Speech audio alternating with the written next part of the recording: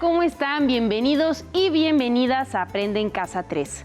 Espero que ya estén entusiasmadísimos y con todo su material y todas las ganas listas para comenzar con esta sesión de español para sexto grado, para lo cual nos acompaña como siempre la maestra Gabriela Rivas. Bienvenida, Gaby. María, qué gusto saludarte. Y a los alumnos también, alumnas y alumnos, espero que se encuentren de la mejor forma posible. Y pues me alegra mucho poder volver a saludarlos hoy en su clase de lengua materna español. A mí también me emociona muchísimo comenzar con esta clase, Gaby. Qué bueno, María, me da gusto. Y antes de iniciar propiamente, les recuerdo que si por algún motivo no pudieron acompañarnos en alguna sesión o si quieren repasar o fortalecer un aprendizaje, pueden ver las clases anteriores en el portal de Aprende en Casa 3. Y pues hoy continuaremos trabajando con la práctica social del lenguaje 13, escribir poemas para compartir. Y qué bueno que sigamos ahondando en el conocimiento de la poesía, Gaby. Las dos sesiones anteriores que yo vi en mi casita me resultaron muy reveladoras en muchos sentidos. Sin embargo, el fin de semana, cuando estaba revisando mis apuntes, me surgió una duda relacionada con las diferencias entre una narración y un poema. María, ¿y cuál es tu duda? Fíjese, entiendo que en una narración, quien narra la historia, valga la redundancia, es el narrador y que a final de cuentas el narrador es un personaje, es un ente ficcional. Sin embargo, no me queda del todo claro quién dice un poema. ¿Es el poeta, es decir, el escritor? María, fíjate que esa es una buena pregunta. El término para denominar a la voz que dice el poema es yo poético o yo lírico. Y su función en un poema es similar a la del narrador en una narración. Por ello es relevante distinguir siempre al escritor del narrador y en este caso al escritor del yo poético o yo lírico. Entonces, ¿cada poema posee un yo poético o yo lírico único? Sí, María. Y recuerda que tanto el yo poético o yo lírico como el narrador constituyen intermediarios entre el escritor y el lector. Ahora sí me quedó bien clarito, Gaby. Muchísimas gracias. María, qué bueno que expreses tus dudas con libertad. Espero que así le hagan nuestros niños y niñas en sus clases y en sus casas. Y a todo esto, ¿cuál es el propósito de la sesión de hoy, Gaby? Bien, pues continuaremos reflexionando en torno a la poesía. En particular, interpretaremos el lenguaje figurado de dos poemas. Identificaremos los sentimientos que evocan, analizaremos sus características y reconoceremos también las principales características del soneto. Al final escribiremos una definición del concepto poesía. Ay, y qué bueno que tengamos la posibilidad de continuar profundizando en nuestro conocimiento de la poesía por medio claro de su disfrute.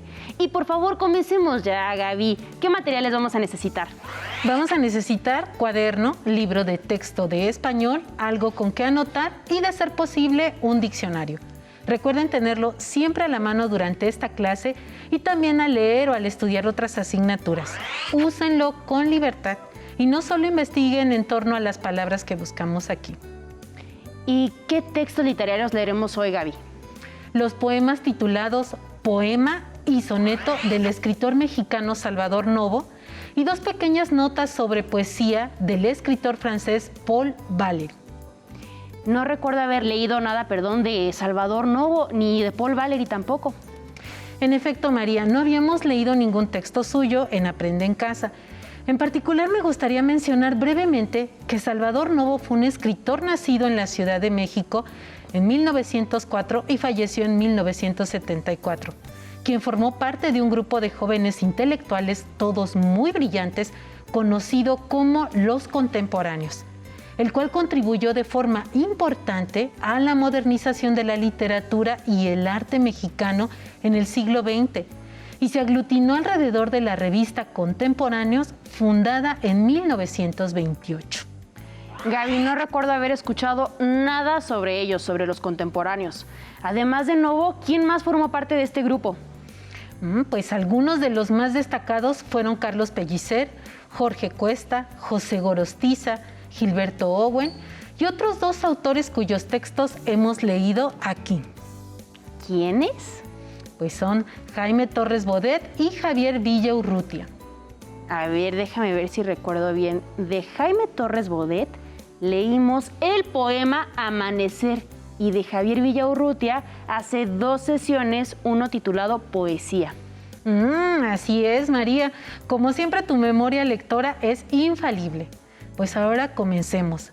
Pero antes de leer los poemas, quiero compartir con ustedes, estudiantes en casa, una de las notas sobre poesía escritas por Paul Valéry que mencioné hace unos minutos. Poesía es un prejuicio muy notable creer que el sentido de un discurso posee mayor dignidad que el sonido y que el ritmo.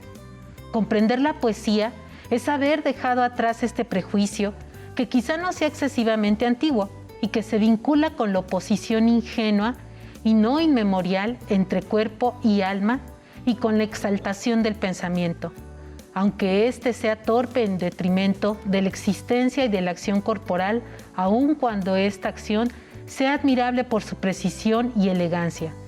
Valéry Paul, Notas sobre poesía, traducción y prólogo de Hugo Gola, México, Universidad Iberoamericana, 1995, página 42. Estudiantes en casa, María, ¿qué piensan sobre el breve texto que les acabo de leer? Pues Gaby, yo la verdad comparto la postura de Valéry ante lo que implica la comprensión de la poesía.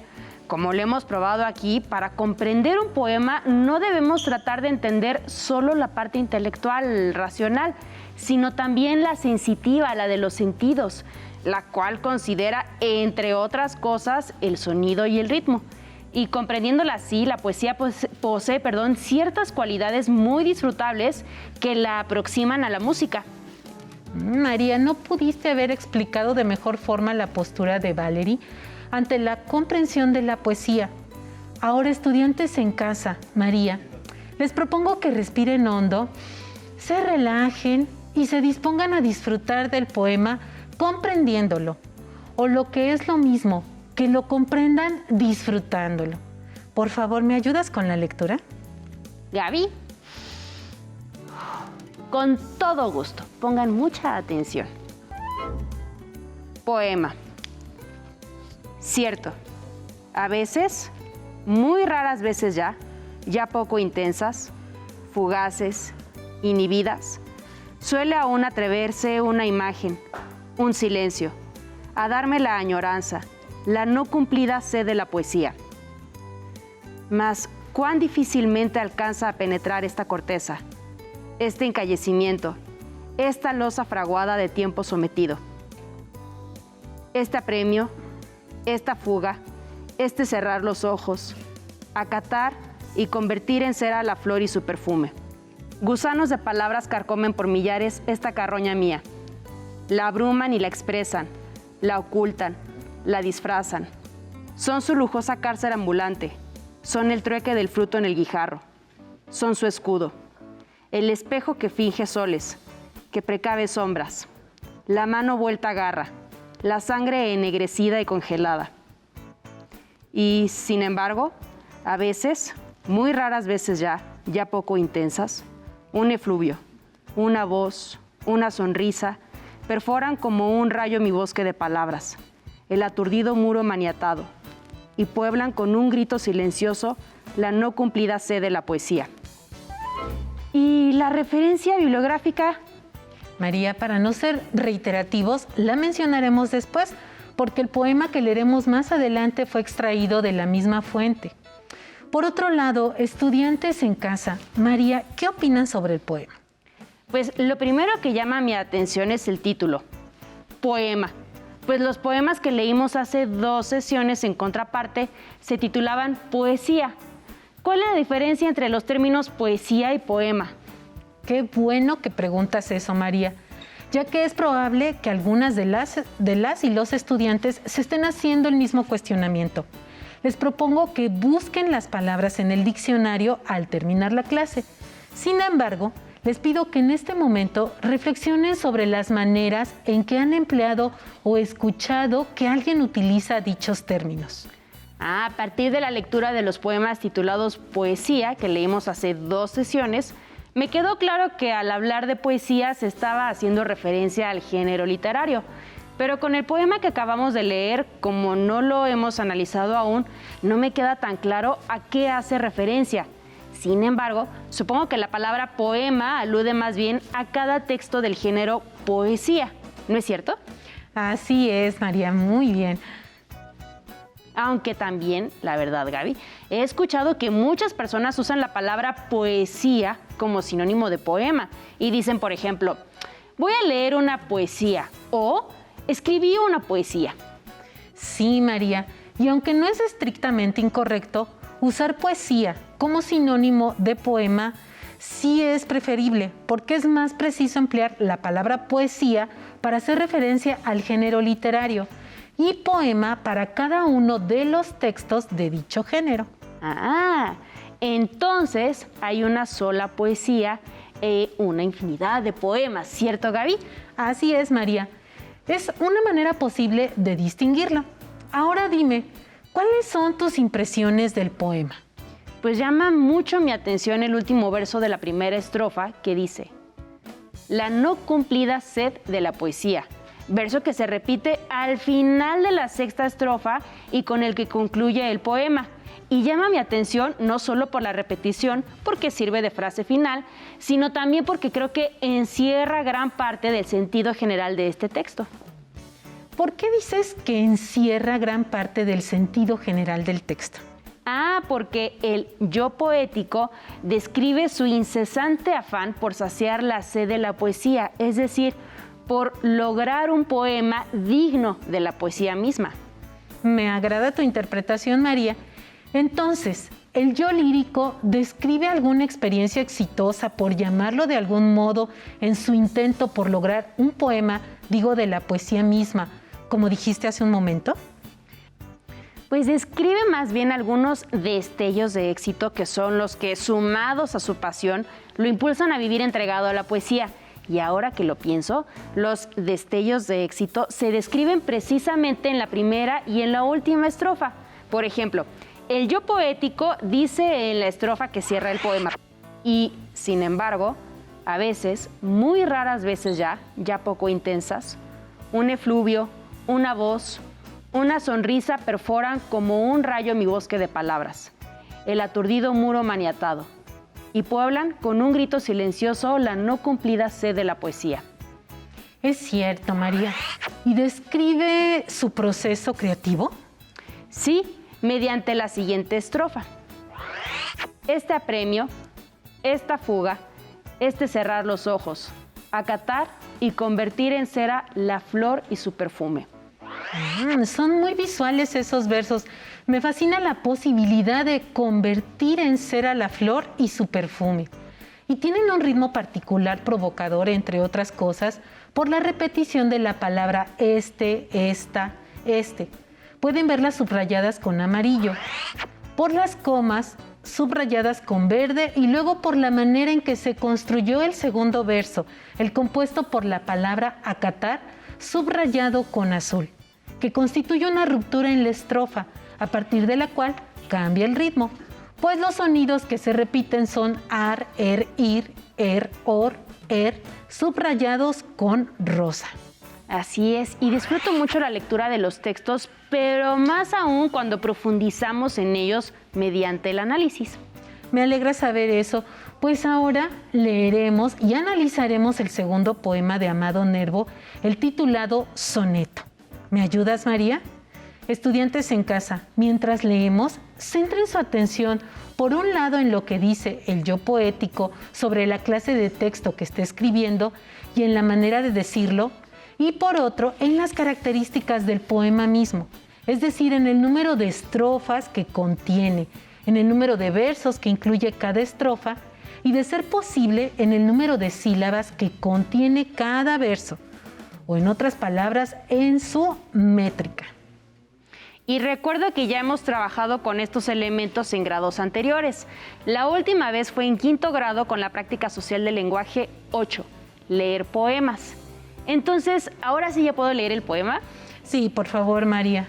Muy bien, pongan mucha atención. Soneto. Este fácil soneto cotidiano que mis insomnios nutre y desvanece, sin objeto ni dádiva, se ofrece al nocturno sopor del sueño vano. Inanimado lápiz que en mi mano mis oídos graba o mis sueños mece. En tus concisas líneas aparece la vida fácil, el camino llano. Extinguiré la luz y amanecida, el diamante de ayer será al leerte una hoguera en cenizas consumida. Y he de concluir, soneto, y contenerte como contiene el juego de la vida la perfección serena de la muerte. Argüelles Juan Domingo, selección, prólogo y notas, Antología General de la Poesía Mexicana de la época prehispánica a nuestros días, México, Océano 2012, páginas 433, 434 y 435. Muchísimas gracias, María. Estudiantes en casa, María, ¿qué les pareció? Pues Gaby, me resulta llamativa la forma en que el yo lírico va describiendo el proceso de escritura del mismo poema que uno va leyendo. Es como si el lector estuviera conociendo el poema conforme el yo lírico lo estuviera escribiendo. Por ejemplo, en la cuarta estrofa dice: y he de concluir, soneto, y contenerte como contiene el juego de la vida la perfección serena de la muerte. Sí, María. Es muy atractivo el efecto que mencionas, el cual se incrementa gracias al tono sencillo, pero no frívolo, empleado por el yo poético. Ahora dime, ¿de qué clase de poema se habla? Yo lo sé. De un soneto, lo cual es señalado primero que nada, pues en el título y luego en la primera y cuarta estrofas. Muy bien, María. ¿Cuántas estrofas lo conforman? Yo también lo sé. 4, Gaby. Muy bien, perfecto. ¿Y cuántos versos tiene? 14 en total. Las primeras 2 estrofas están compuestas por 4 versos cada una, mientras que la tercera y la cuarta por 3 versos respectivamente. Ahí lo vemos. Muy bien, María. ¿Y cuántas sílabas tiene cada verso? A ver. En algunos versos, 11 sílabas. Como aquí lo voy a leer, fácil, soneto, cotidiano. Y en otros 12, como en el ejemplo que ahí está en su pantalla, que mis insomnios nutre y desvanece. Muy bien, tu respuesta es correcta en sentido estricto, María, pues en efecto algunos versos tienen 11 sílabas y otros 12. Sin embargo, las sílabas se cuentan de manera diferente cuando medimos la métrica de un poema. ¿Lo recuerdas? Lo había olvidado, Gaby, pero ya comienzo a acordarme de la existencia de algo llamado sinalefa. Bravo, María. ¿Y recuerdas qué es una sinalefa? No, la verdad no. Y si no te opones, lo voy a buscar en el diccionario, Gaby. Mejor, para no errarle. Claro. A ver, ahí estamos en la M. ¡Ay! Llega la S muy rápido. Aquí está. Sí. Sinalefa. Dice aquí: unión en una única sílaba de 2 o más vocales contiguas pertenecientes a palabras distintas. Muy bien, estudiantes en casa. ¿Les suena familiar el concepto de sinalefa? En otras palabras, la sinalefa consiste en pronunciar con un solo golpe de aire la última sílaba de una palabra que termina en vocal y la primera vocal de la siguiente palabra. En este momento pueden ver en pantalla unos ejemplos tomados de soneto de novo. En el primer caso, que mis insomnios nutre y desvanece. La sinalefa se forma con la E de tre y con la Y griega que sigue. Mientras que en el segundo ejemplo, inanimado lápiz que en mi mano, se forma con la E de que y con la E inicial de la palabra siguiente, en. Gracias, Gaby. Ahora sí me quedó claro cómo se hace el conteo de sílabas en un poema. Estudiantes en casa, si quieren fortalecer sus conocimientos relacionados con las sinalefas, pueden consultar la página 164 de su libro de texto. Allí encontrarán un ejercicio útil para identificarlas. Y muchas gracias por la recomendación. La vamos a tomar todos en cuenta. Luego de haber analizado el soneto de novo, ¿Podrías decirme, María, por favor, cuáles son las principales características de esta clase de poema? Claro, Gaby. Está compuesto de, anoten bien, 14 versos repartidos en 4 estrofas. Las primeras 2 de 4 y las segundas de 3. Y en todos los versos son endecasílabos, es decir, tienen 11 sílabas. Muy bien, María. Estudiantes, con el propósito de que sigan disfrutando con la lectura y el conocimiento de otro soneto, les sugiero que lean Soneto Sonetil de Lope de Vega, que está en la página 163 de su libro de texto, y que luego respondan las preguntas que aparecen al final. Pues Gaby, seguiré tu recomendación llegando a mi casa luego. El título de ese otro soneto, la verdad es que me resulta muy atrayente, ya lo quiero leer. Muy bien, María. Por otro lado, estudiantes, ahora les pido que vuelvan a recordar y a reflexionar sobre las experiencias que han tenido durante la primaria como lectores y escritores de poesía, y que después redacten en su cuaderno con sus propias palabras qué es la poesía. Muy bien, la verdad es que me encanta el ejercicio y pues a pesar de que estoy dándole vueltas al asunto en mi cabeza desde el martes de la semana pasada, me sigue resultando muy retador. Se trata, María, de que, insisto, a partir de sus propias experiencias como lectores y escritores de poesía, construyan una definición personal. Muy bien, y para la construcción de nuestro concepto, ¿podemos recurrir a la definición ofrecida por el diccionario, Gaby? Sí, como referencia también pueden, por un lado, leer las definiciones dadas por poetas e investigadores y por otro, dialogar con sus familiares sobre las ideas que cada uno posee sobre el género literario que nos ocupa. De hecho, a manera de ejemplo, en este momento pueden ver en pantalla una definición escrita por Paul Valéry. Poesía es el arte de hablar sin decir nada, pero para sugerirlo todo. ¡Wow! ¡Qué profunda y qué hermosa definición! Las notas sobre poesía de Valéry que hemos leído hoy constituyen invitaciones obligatorias a la lectura de su poesía. Sí, María, yo también voy a buscar y a leer algunos de sus poemas. Y por otro lado, María, ¿quieres proponer ahora una definición de poesía? Pues después de leer la de Valéry, la verdad es que me siento un poco intimidada, pero lo voy a intentar, aunque será tentativa, pues seguiré enriqueciéndola y si estás de acuerdo, Gaby, leeré una propuesta final en la última sesión de trabajo con esta práctica social del lenguaje. Me encanta la idea, así le haremos. ¿Y cómo reza tu definición tentativa, María? Dice así: poesía es ausencia y presencia simultánea de silencio, sonidos, ritmos, palabras e imágenes del olvido y la memoria. Muy bien, María, me gusta mucho tu definición porque, entre otras cosas, considera algunas de las particularidades de la poesía que hemos estudiado en clase, como las palabras, voces y silencios mencionados en los poemas de Villaurrutia y Neruda que leímos el martes pasado. Así es, y muchas gracias por tu felicitación, Gaby.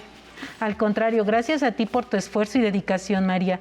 Estoy segura de que las definiciones de las y los estudiantes en casa también serán muy creativas, profundas, personales y de que sus maestras y maestros sabrán valorar su esfuerzo.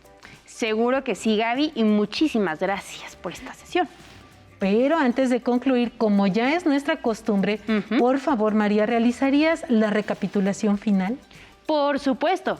Continuamos reflexionando sobre la poesía en buena medida gracias a un par de notas de Paul Valéry. En particular, leímos 2 poemas de Salvador Novo, poema y soneto, y analizamos algunas de sus principales particularidades. Además, identificamos las características del soneto y al final escribimos una definición propia del concepto poesía. Muy bien, una recapitulación muy precisa. Gracias, María. Muchas gracias a ti, Gaby, y hasta mañana. Hasta mañana. Si te es posible, consulta otros libros y comenta el tema de hoy con tu familia. Si tienes la fortuna de hablar una lengua indígena, aprovecha este momento para practicarla y platica con tu familia en tu lengua materna. Por hoy hemos terminado con Más poesía y más poemas de lengua materna español de 6º grado. Y espero que lo hayan disfrutado tanto como la maestra Gavillo. Nos vemos hasta la próxima, pero antes, a movernos un poco.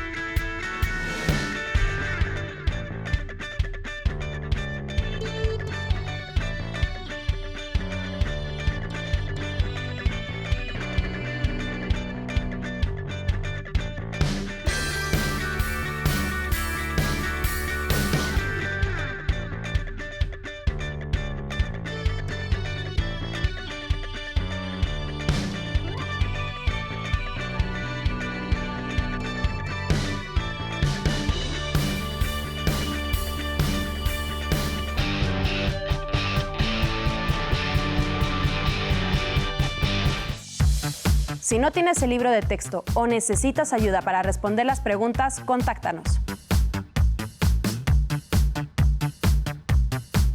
Para apoyo pedagógico, hay maestras y maestros de lunes a viernes de 8 a 20 horas en el teléfono 55 41 72 04 13, con 100 líneas. También puedes encontrar los libros de texto en la página conalitec.cep.gov.mx. Si quieres volver a ver los programas de Aprende en Casa, los puedes encontrar en la siguiente liga: aprendeencasa.cep.gov.mx.